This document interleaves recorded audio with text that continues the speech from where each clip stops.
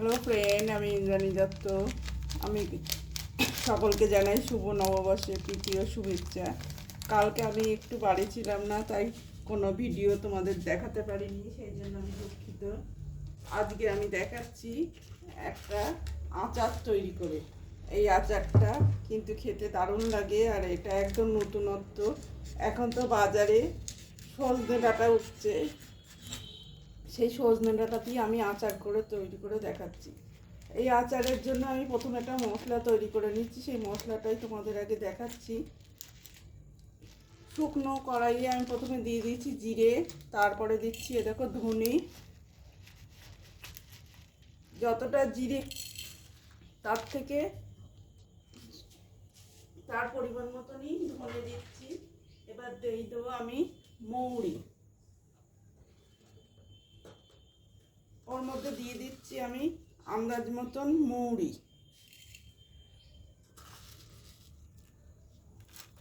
দিয়ে দিচ্ছি আমি মৌরি।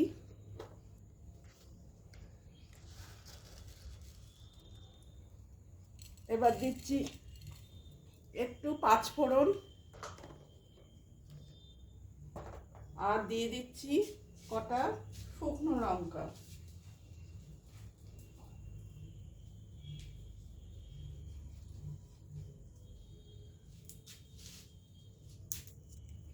দিয়ে দিচ্ছি কটা শুকনো লঙ্কা।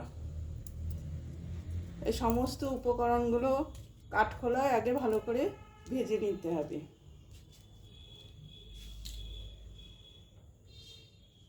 এর সঙ্গে দিয়ে দিচ্ছি আমি একটা তেজপাতা।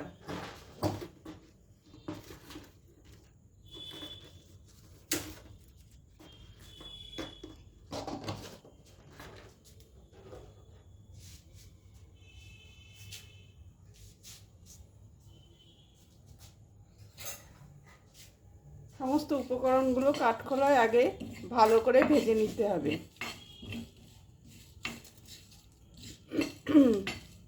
পয়লা বৈশাখের পরে সাধারণত সবাই মিষ্টি মুখ করে, কিন্তু আমি মিষ্টি না তৈরি করে একটা বেশ টক ঝাল মিষ্টি আচার তোমাদের রেসিপি দেখালাম। এইভাবে তোমরা আচারটা তৈরি করতে পারো।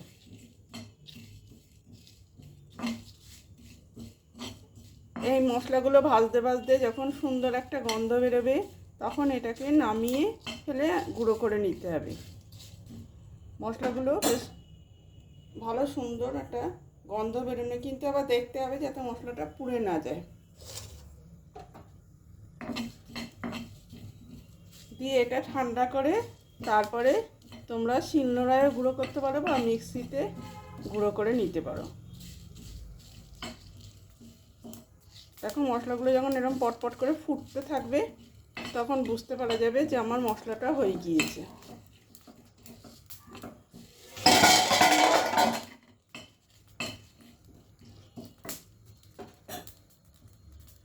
এই দেখো আমার মশলাটা হয়ে গিয়েছে।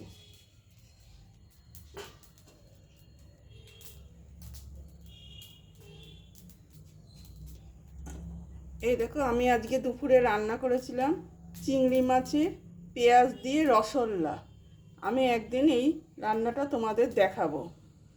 শুধু পেঁয়াজ আর চিংড়ি মাছ দিয়ে রসগোল্লা কিন্তু খেতে দারুণ লাগে। ওদিকে আমার মশলাটা একটু ঠান্ডা হোক, তারপরে আমি মশলাটা গুঁড়ো করে এনে তোমাদের দেখাচ্ছি। আবার আমি কড়াইটা বসিয়ে দিয়েছি। এবার কড়াইটার মধ্যে দিয়ে দেব আমি সর্ষের তেল। আচার মাত্রই কিন্তু সর্ষের তেল লাগে। দিয়ে দিচ্ছি বেশ খানিকটা সর্ষের তেল।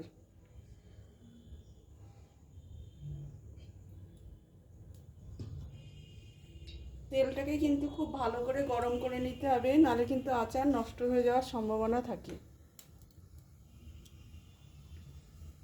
যেহেতু আমরা আচারে কোনো ভিনিগার বা কিছু দিচ্ছি না, সেহেতু প্রিজারভেটিভ হিসাবে তেলটাকে খুব ভালো করে গরম করে নিতে হবে।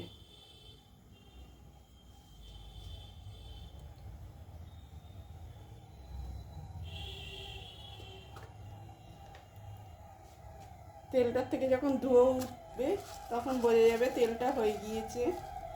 এবার দেখো তেলটা খুব ভালো গরম হচ্ছে। তেলটা খুব ভালো গরম হলে আমি ওতে দিয়ে দেব পাঁচফোড়ন।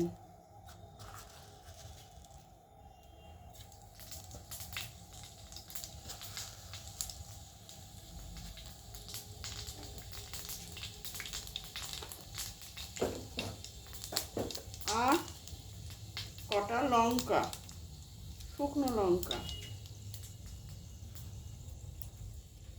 এই সময় আমি গ্যাসটা অফ করে দিয়েছি, তাহলে ছিটকাবে কম।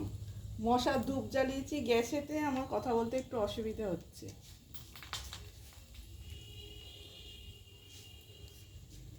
এই দেখো তেলটা হয়ে গেছে, এবার আমি কেটে রাখা ডাঁটাগুলোকে দিয়ে দিচ্ছি।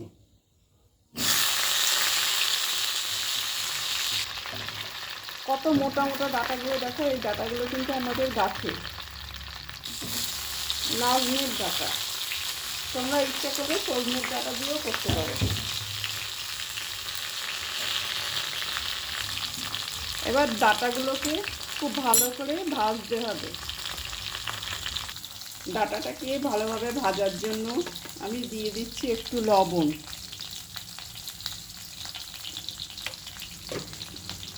এবার দিয়ে দেব একটু হলুদের গুঁড়ো,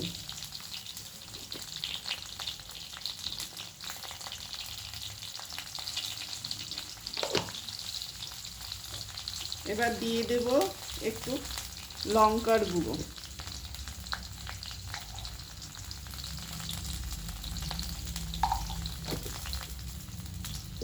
দিয়ে ডাঁটাটাকে ভালো করে ভেজে নেব।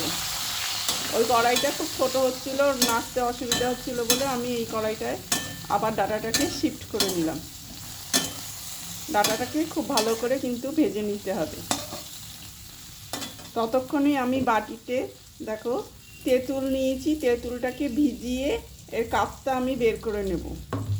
ওদিকে ডাঁটাটা ভাজা ভাজা হতে থাকুক, আমি এদিকে তেঁতুলের থেকে ভিজিয়ে কাপটা, ডাঁটাগুলো দেখো ভাজা ভাজা হয়ে গিয়েছে।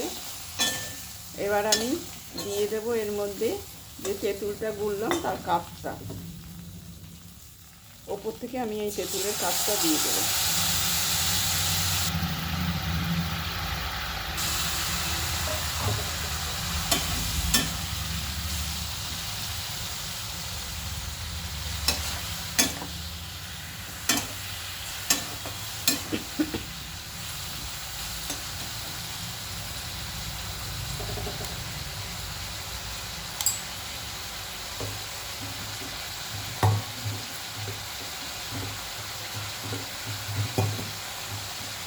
দিয়ে ডাঁটাটাকে সেদ্ধ হতে দেবো। এবার আমি এর মধ্যে দিয়ে দেবো আখের গুড়। আখের গুড়টাকেও আমি একটু জল দিয়ে, সামান্য একটু জল দিয়ে গুলে নিয়েছি, দিয়ে দেবো আখের গুড়, দিয়ে আবার ভালো করে নেড়ে চেড়ে দেবো।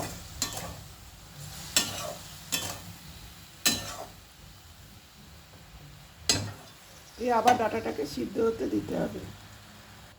এবারে টেস্ট বাড়ানোর জন্য আমি এর মধ্যে দিয়ে দেবো খানিকটা চিনি। আমি গুড় যেহেতু দিয়েছি সেই আন্দাজে আমি অল্প করে চিনিটা দিচ্ছি, এতে কিন্তু আচারের টেস্টটা আরও বেড়ে যাবে।